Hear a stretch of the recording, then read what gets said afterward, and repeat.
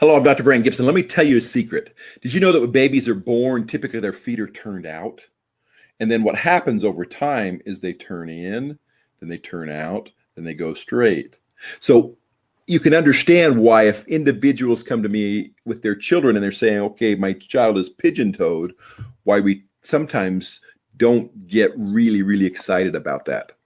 We a lot of times won't put them in special shoes or special activities or those kind of things. Now, there are situations where being pigeon-toed can be a problem. It's usually not in toddlers. It's usually later on. So after you get over 3 years old, then we start looking at pigeon-toed and say, okay, how do they walk? And so we'll actually do a gait analysis where we physically watch them walk. And we say exactly what are they doing? Are they landing on the outside of their foot like they're supposed to? The ideal way to walk is land on the outside of the heel, roll to the big toe.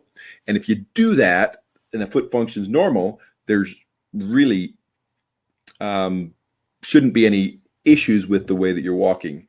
So you're not going to have any tendonitis. Typically they're caused by your walking. You're not going to get certain situations that are more problematic. Say if you stay supinated, you walk on the outside of your foot the whole time, or if you walk on the inside of your foot the whole time.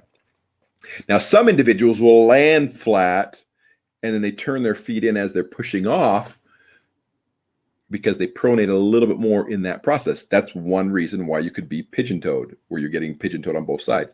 Another reason will be if you have a leg length difference. If one leg is shorter than the other, what's going to happen is the shorter leg is going to turn in to make itself longer, and sometimes that'll be a one-sided pigeon-toe situation.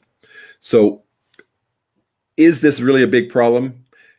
Most of the time it's not. A lot of times we can actually do orthotics or inserts and actually change the way they walk. Sometimes being pigeon-toed, it becomes a habit, and you can actually use certain types of orthotics that have a gait plate in them that when they step pigeon-toed, it's uncomfortable, so they turn themselves straight. And what they're doing is they're using the muscles in the legs to rotate the legs the way they're supposed to be. So it's not usually a problem. It can be a problem. It's something that should be evaluated if it remains a problem, or if they trip more, or they don't want to walk much. So if you have a child that really doesn't like to walk, or they're always tripping, that becomes more of a problem, and then pigeon-toed should be treated. This is Dr. Brandt Gibson. This is your Podiatry Tips Day 297. Pigeon-toed in